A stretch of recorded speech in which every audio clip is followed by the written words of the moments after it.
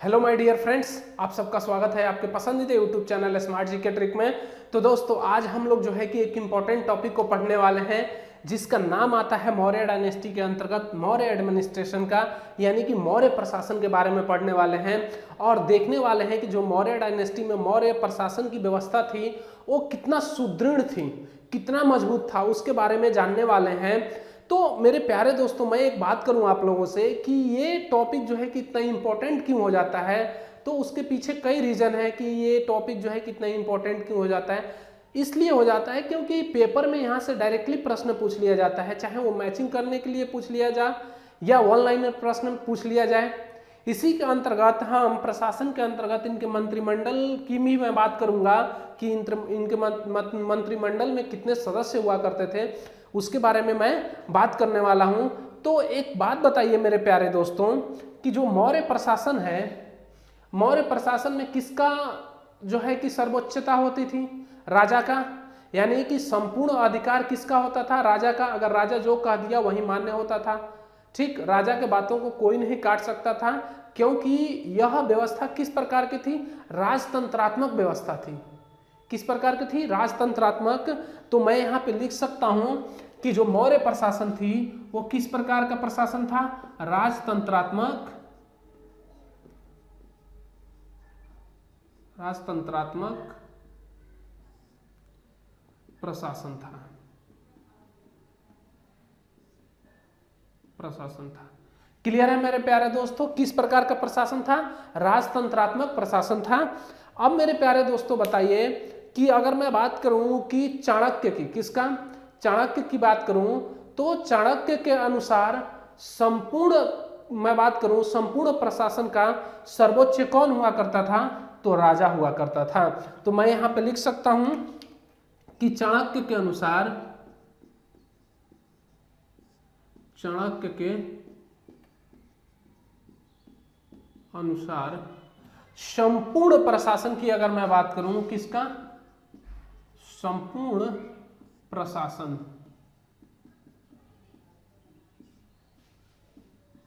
प्रशासन का क्या मैंने बोला? एक शब्द बोला था, संपूर्ण प्रशासन का जो शक्ति होता है, क्या होता है?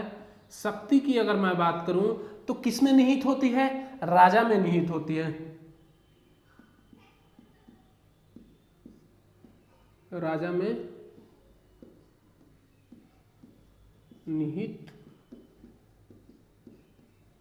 होती है। बताइए, कोई दिक्कत किसी को नहीं होना चाहिए। अब मैं बात करूं कि जो ये चाणक्य आता है, क्या ये चाणक्य आता है? इस चाणक्य की एक पुस्तक आती है जिसका नाम आता है अर्थशास्त्र। क्या आता है? अर्थशास्त्र में चाणक्य के द्वारा क्या बताया गया है? किसी भी राज्य के 7 अंग के बारे में वर्णन किया गया है। कितने अंग के बारे में वर्णन किया गया है? 7 अंग के बारे में। किसी भी राज्य के लिए 7 अंग होना अनिवार्य है।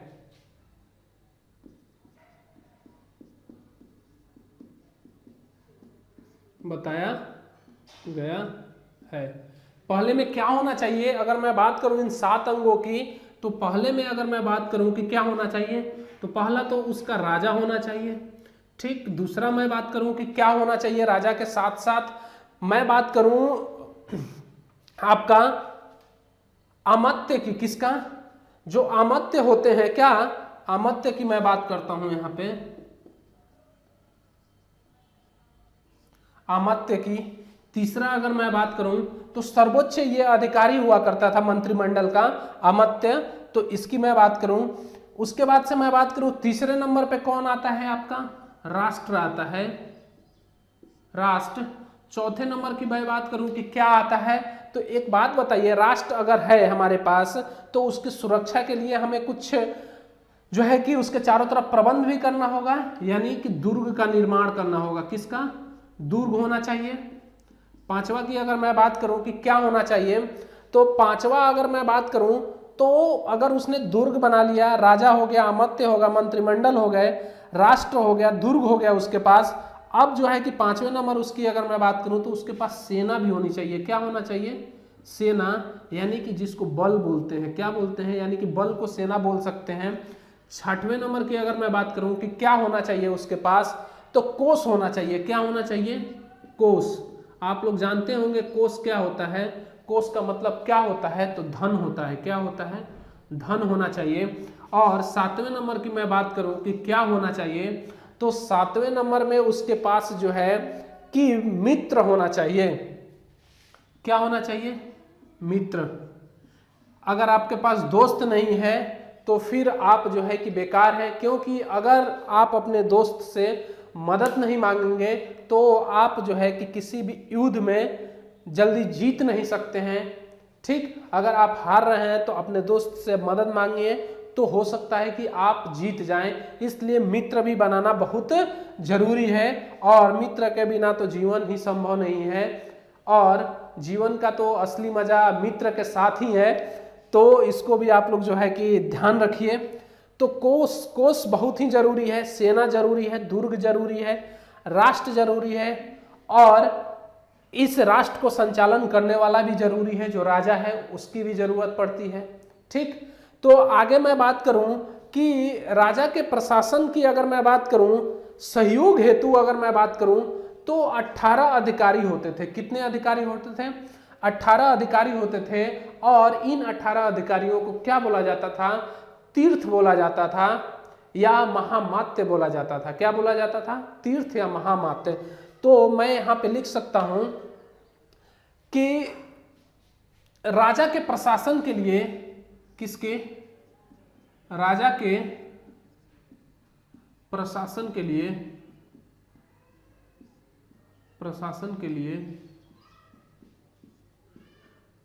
18 अधिकारी होते थे। अब मैं बात करूं कि अगर राजा के प्रशासन के लिए 18 अधिकारी होते थे, तो इन 18 अधिकारियों को क्या बोला जाता था, तीर्थ बोला जाता था। क्या बोला जाता था, तीर्थ या महामात्य। समझ गए, क्लियर है चीजें। क्या बोला जाता था, तीर्थ या महामात्र बोला जाता था। अगर मैं बात करूं कि जो सबसे प्रमुख तीर्थ आते हैं, क्या आते हैं इसमें, अगर सबसे प्रमुख तीर्थ की मैं बात करूं, सबसे प्रमुख कौन हुआ करता था, तो पुरोहित हुआ करता था। कौन हुआ करता था, पुरोहित। और जब मैंने आप लोगों को क्या पढ़ाया था, पोस्ट वैदिक एरा पढ़ाया था, मैंने आप लोगों को क्या पढ़ाया था, उत्तर वैदिक काल पढ़ाया था, पोस्ट वैदिक एरा, उसमें भी मैंने पुरोहित का जिक्र किया था। और यहां भी जो है कि सर्वोच्च तीर्थ हुआ करता है आपका पुरोहित। बताइए चीजें क्लियर हैं। अब मैं बात करूं कि इसके साथ साथ जो 18 अधिकारी आते हैं, इसमें से कुछ प्रमुख अधिकारियों के नाम आते हैं जिनका वर्क पूछ लेता है पेपर में सीधे सीधे डायरेक्टली। अगर आप लोग देने जा रहे हो लोअर पीसीएस का पेपर या यारो का, या आप लोग कोई भी और एग्जाम देने जा रहे हो, चाहे वो स्टेट लेवल का हो चाहे सेंट्रल लेवल का हो, उन सारे एग्जामों में जो है कि यहाँ से क्वेश्चन बनते ही बनते हैं।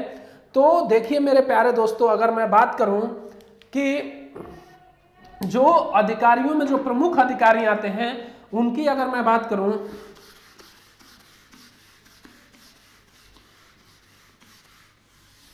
तो कौन कौन आते हैं उसको देखिए आप लोग। तो सबसे पहले अगर मैं बात करूं समाहर्ता की, तो पहले नंबर पे अगर मैं बात करूं समाहर्ता,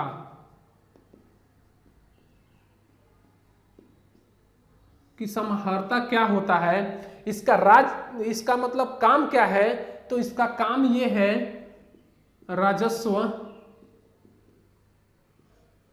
क्या करता था ये, राजस्व का आपका संग्रह करता था। यानी समाहर्ता मतलब किसी से ले लेना, राजस्व का संग्रह करता।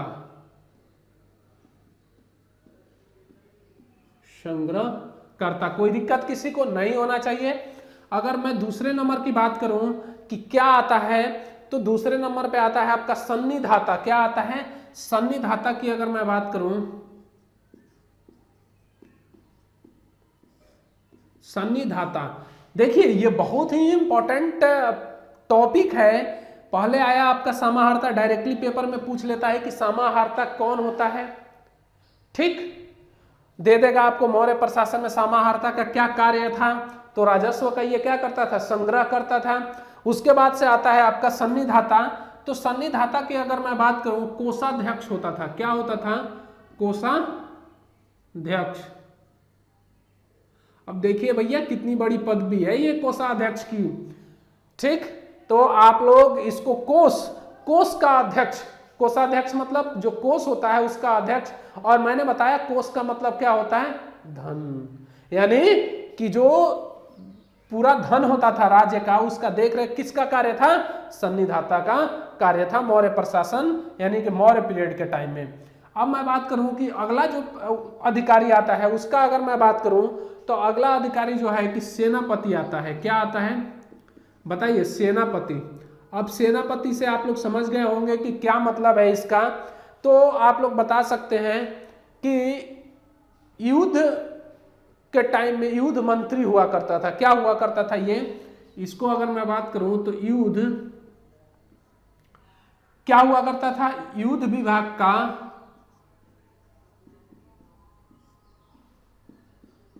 का मंत्री हुआ करता था। कोई दिक्कत किसी को?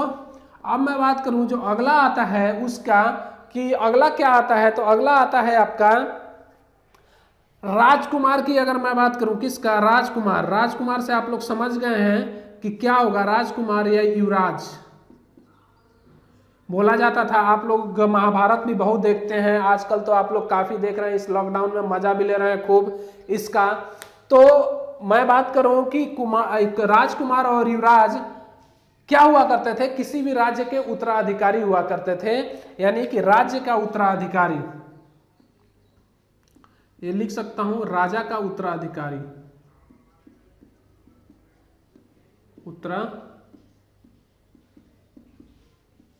उत्तराधिकारी हुआ करता था। जैसे आप लोग महाभारत देखे होंगे तो धृतराष्ट्र का उत्तराधिकारी कौन बना था? कौन बना था? दुर्योधन। और वही उत्तराधिकारी बना था। बाद में क्या हुआ कि उत्तराधिकारी के चक्कर में काफी लड़ाइयां हुई। तो आप लोग ऐसा मत बनिएगा कि आप लोग लड़ाई करें, आप लोग केवल युवराज बनिएगा तो सभी प्रजा की देखरेख आपका कार्य है, आप लोग उसी हिसाब से चलिएगा। तो राजकुमार या युवराज की मैं बात करूं तो राजा का उत्तराधिकारी हुआ करता था। अब मैं बात करूं कि जो 5वें नंबर पे आता है उसकी अगर मैं बात करूं तो इसकी नायक की अगर मैं बात करूं, क्या कि नायक कौन हुआ करता था? तो सेना का ये संचालक था। क्या था? सेना का संचालक। सेना का संचालक। कोई दिक्कत किसी को नहीं होना चाहिए।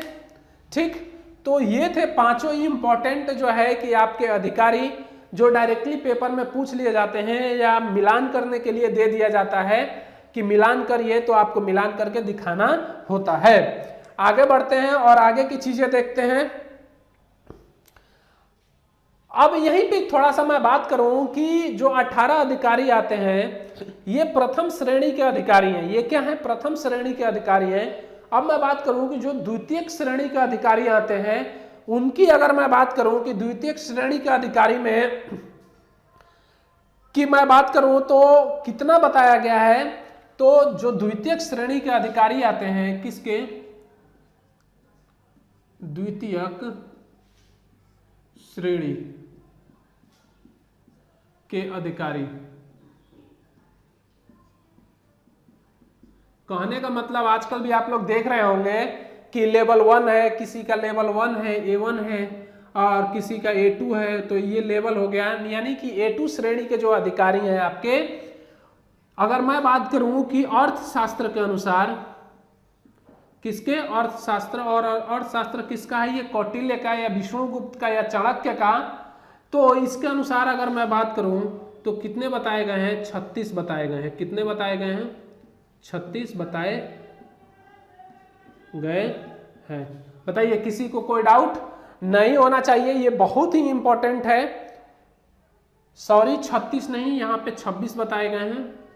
26 होता है, यानी कि अर्थशास्त्र के अनुसार 26 बताए गए हैं। ठीक, आगे बढ़ता हूं और आगे बात करते हैं।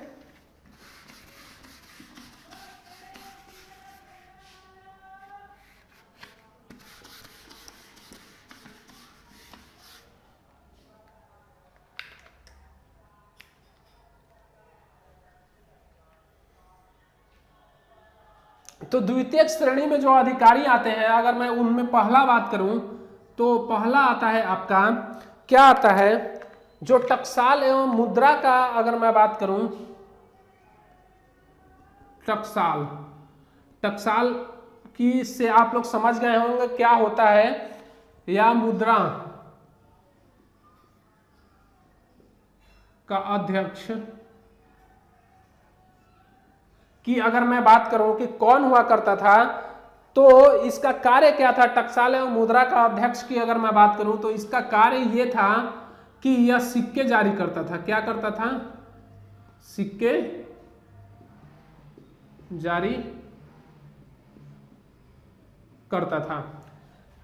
अगला मैं बात करूं कि अगला क्या आता है, अगला जो अध्यक्ष आता है, अगर उसकी अगर मैं बात करूं तो पणयाध्यक्ष आता है। क्या आता है? पणयाध्यक्ष। पणयाध्यक्ष की अगर मैं बात करूं तो ये क्या हुआ करता था, पणयाध्यक्ष का मुख्य कार्य क्या था, तो आप लोगों को जो है कि याद होना चाहिए, बहुत ही इंपॉर्टेंट है, तो यहां पे लिख सकता हूं मैं इंपॉर्टेंट, यानी कि व्यापार विभाग का अध्यक्ष हुआ करता था। व्यापार विभाग का अध्यक्ष। कोई दिक्कत किसी को नहीं होना चाहिए। अगर मैं इसकी बात करूं, अगला पॉइंट की, पणयाध्यक्ष के बाद का अगर मैं बात करूं, शीताध्यक्ष। क्या? शीताध्यक्ष। शीताध्यक्ष की मैं बात करूं तो इसका मुख्य कार्य क्या क्या था, तो आप लोग सीता से समझ सकते हैं कि क्या हो सकता है। सीता को आप मैं बात करूं तो क्या बताया गया है, हल के लिए सीता शब्द का प्रयोग किया गया है, तो वो भी आप लोगों को पता होनी चाहिए। उसी से आप लोग पता कर सकते हैं कि जब हल का प्रयोग है यानी कि कृषि से संबंधित होगा कहीं ना कहीं ये, तो अगर मैं बात करूं तो सीता अध्यक्ष जो है कि कृषि विभाग का अध्यक्ष हुआ करता था, यानी कि राजकीय, अगर मैं बात करूं राजकीय कृषि विभाग का अध्यक्ष। कोई दिक्कत नहीं होनी चाहिए। अगला मैं बात करूं कि अगला जो अध्यक्ष आता है वो क्या आता है, तो अगला अध्यक्ष आता है सूराध्यक्ष। क्या आता है आपका? सूराध्यक्ष। और इस सूराध्यक्ष की अगर मैं बात करूं तो ये क्या हुआ करता था, औकारी विभाग का अध्यक्ष हुआ करता था। औकारी विभाग का अध्यक्ष। कोई दिक्कत किसी को नहीं होनी चाहिए। तो ये था आपका जो है कि सूराध्यक्ष औकारी विभाग का।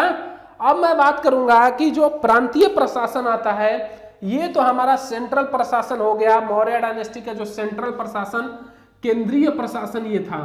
क्या था आपका? केंद्रीय प्रशासन की अगर मैंने बात करूं यहाँ पे, तो देखिए जैसे आजकल है कि एक केंद्र में प्रशासन चलता है और एक प्रांतीय प्रशासन, यानी कि जो राज्य में प्रशासन हुआ करता था, उसके बारे में भी मैं बात करूंगा अभी कि राज्य का जो प्रशासन हुआ करता था वो किस टाइप का हुआ करता था। यानी कि मैं बात करूं प्रांतीय प्रशासन।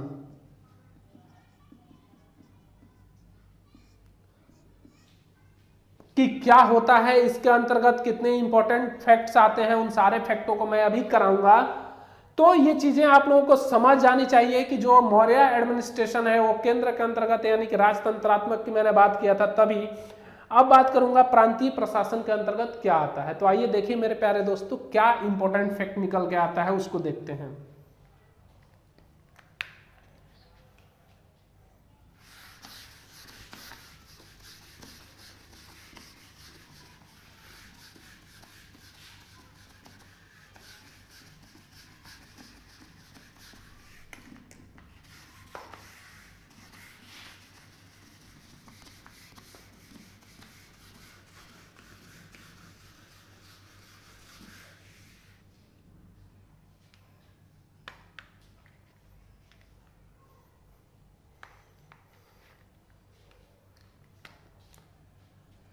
यानी कि प्रांतीय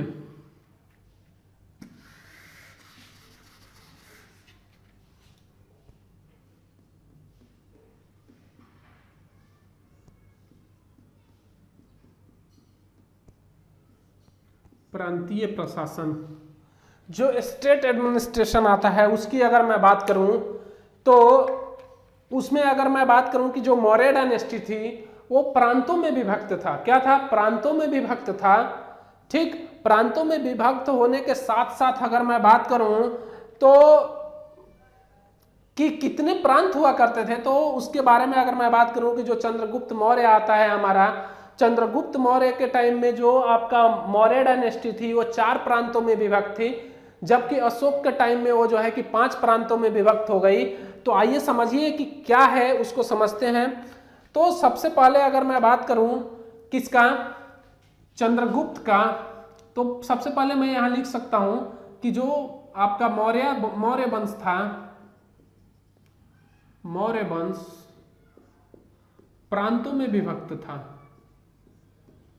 प्रांतों में विभक्त था। और जो आपका चंद्रगुप्त आता है, क्या आता है? चंद्रगुप्त। और इस चंद्रगुप्त की अगर मैं बात करूं तो इसके टाइम में ये कितने प्रांत थे, तो अगर मैं इसकी बात करूं तो ये 4 प्रांत थे। किसके टाइम में? चंद्रगुप्त मौर्य के टाइम में। बाद में जब चंद्रगुप्त मौर्य का जो है कि टाइम पीरियड खत्म हो गया तो अशोक की अगर मैं बात करूं,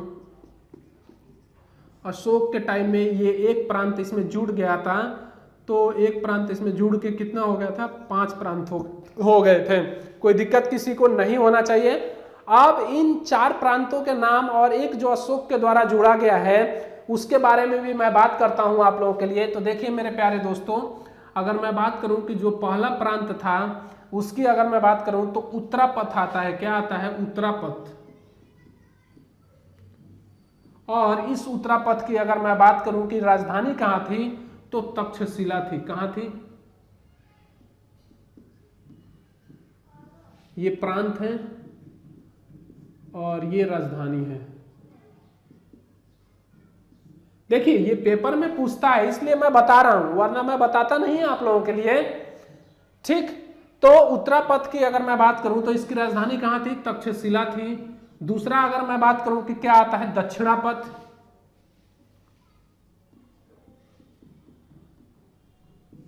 अब दक्षिणापथ की मैं बात करूं कि दक्षिणापथ की राजधानी कहां थी, तो सुवर्णगिरी का आप लोगों ने नाम सुना होगा। किसका? सुवर्णगिरी। सुवर्णगिरी आता है और ये जो है कि आपका दक्षिणापथ की राजधानी थी। उसके बाद से तीसरा मैं बात करूं कि तीसरा क्या आता है, तो तीसरा आता है आपका अवंती। क्या आता है? अवंती। और अवंती की राजधानी की मैं बात करूं कि कहां था, तो अवंती की राजधानी आपका आप लोग जानते हैं कि उज्जैन है। कहां है? उज्जैन। और इसका जो है कि कई बार जिक्र हो चुका है। क्या हो चुका है? कई बार जिक्र हो चुका है कि इसका जो राजधानी था वो आपका अवंती का राजधानी उज्जैन था। ठीक, आप लोग समझ रहे होंगे। चौथा की अगर मैं बात करूं कि चौथा की क्या है, तो मध्य देश। मध्य देश में अगर मैं बात करूं कि क्या आता है, तो आप लोग समझ गए होंगे मध्य देश की राजधानी कहां थी आपकी। आप लोग हमें बताइएगा कि कहां थी मध्य देश की राजधानी, कहां थी, तो आप लोग का आता है पाटलिपुत्र। ठीक, अब ये तो थे आपके जो है कि जो 4 आ गए, 1 2 3 4, ये 4 आ गए आपके। ये किसके टाइम में था? चंद्रगुप्त मौर्य के टाइम में। चंद्रगुप्त मौर्य के टाइम में ये आपके 4 जो है कि 4 प्रांतों में विभक्त था। पांचवा की अगर मैं बात करूं कि पांचवा क्या जोड़ा गया है, तो आप लोग जानते हैं कि 261 बीसी में कलिंग का युद्ध हुआ। और कलिंग प्रेजेंट टाइम में कहां पड़ता है? उड़ीसा वाला जो रीजन है वो आपका कलिंग कहलाता था। तो आपका मैं बात करूं कलिंग का, तो कलिंग किसके टाइम में जीता गया आप लोग जानते हैं। तो कलिंग की राजधानी आप लोग जानते हैं कि बहुत ही इंपॉर्टेंट है, कहां है? तोसली।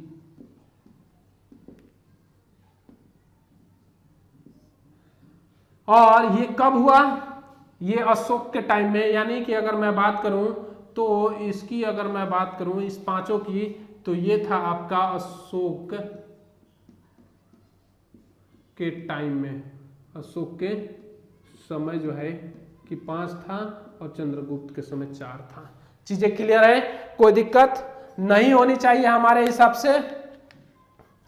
ठीक, तो ये बहुत ही इंपॉर्टेंट फैक्ट है। अब मैं बात करूंगा कि जो हमारा, अगर मैं बात करूं मौर्य प्रशासन का विभाजन आता है, कि मौर्य प्रशासन का विभाजन कैसे हुआ था, तो उसको आप लोग समझिए कि इसके मौर्य प्रशासन का विभाजन कैसे हुआ था उसको देखिए।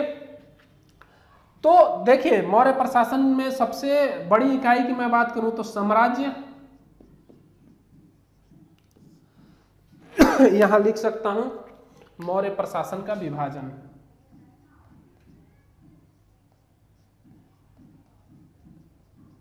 मौर्य प्रशासन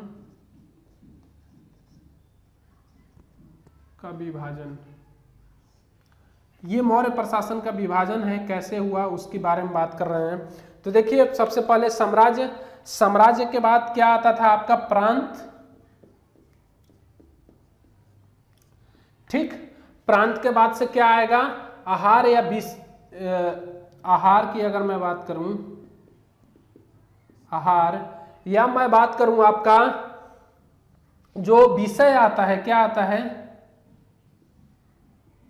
विषय, इसको बोलते हैं हम जिला, क्या बोलते हैं जिला।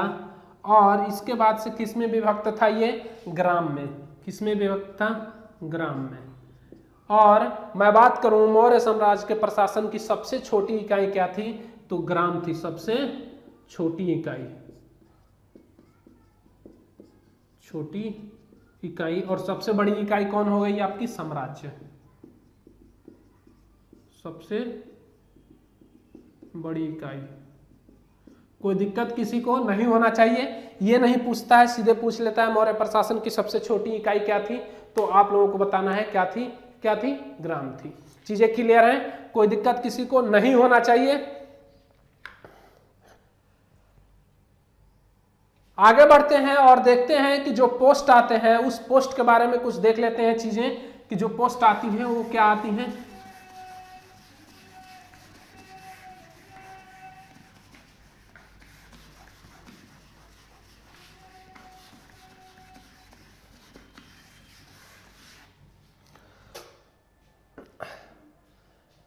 अब मैं बात करूं कि जो पोस्टें आती हैं, कुछ पोस्टें आती हैं, देखिए कौन कौन सी पोस्टें आती हैं। पोस्ट में आता है आपका एक युक्त आता है।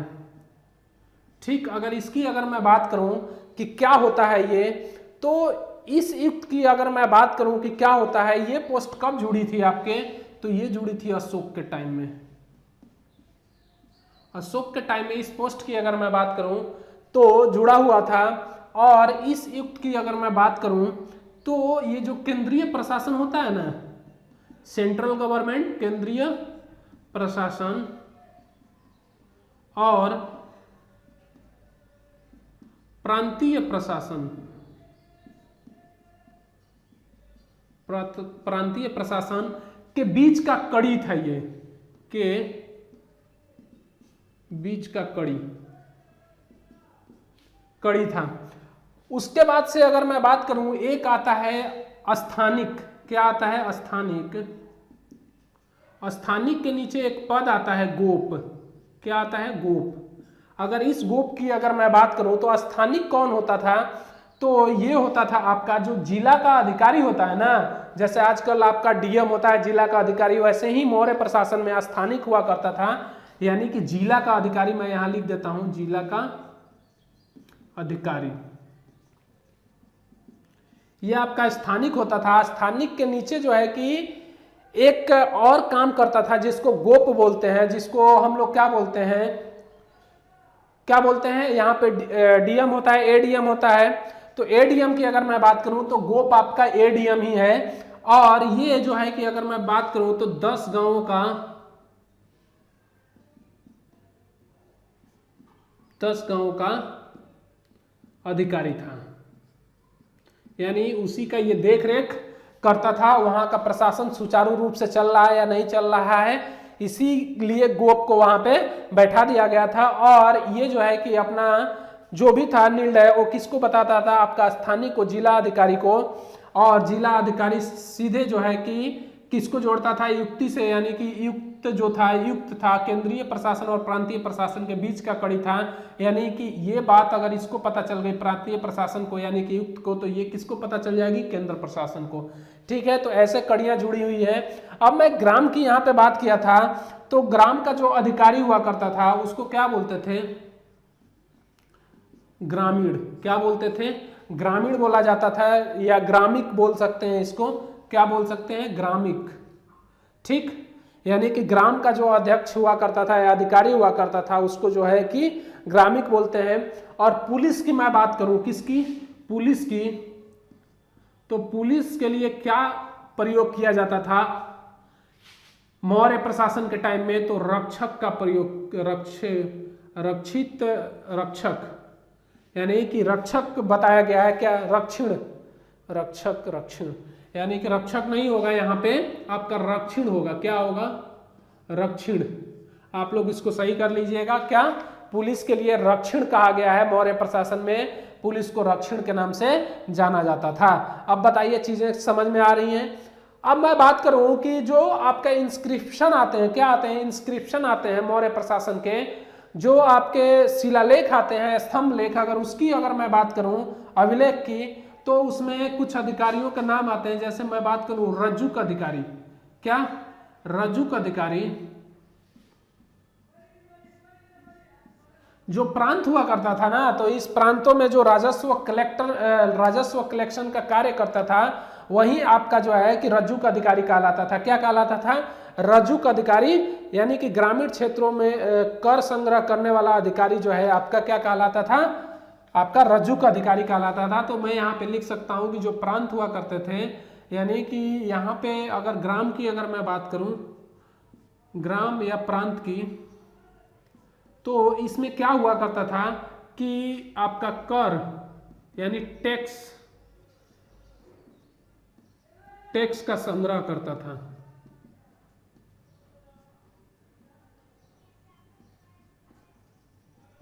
संग्रह करता था। बताइए, कोई दिक्कत किसी को नहीं होना चाहिए। जब एक चीज बताइए, जब ये टैक्स का संग्रह करता था तो इसके पास कुछ न्यायिक अधिकार भी हुआ करते होंगे। ठीक, तो इस रज्जुक अधिकारी के पास न्यायिक अधिकार भी था, यानी कि ये सेना भी रखता था अपने पास थोड़ी सी।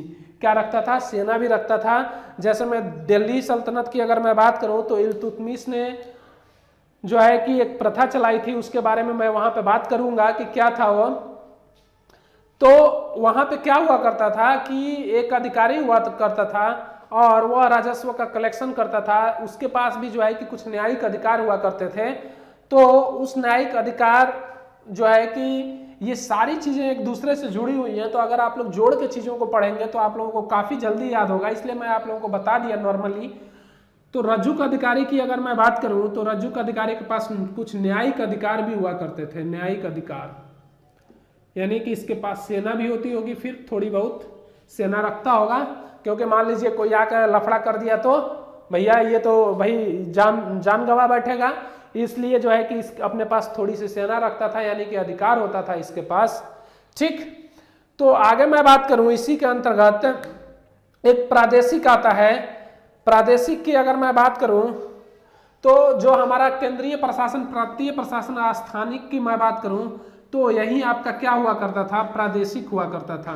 प्रादेशिक हुआ करता था। और इस प्रादेशिक की मैं बात करूं, तो ये जिला का अधिकारी हुआ करता था। यानी कि स्थानिक जो था, प्रादेशिक था, प्रांत, उसका क्या हुआ करता था, ये अधिकारी हुआ करता था, जिसको बोलते हैं आजकल हम लोग डीएम बात करते हैं।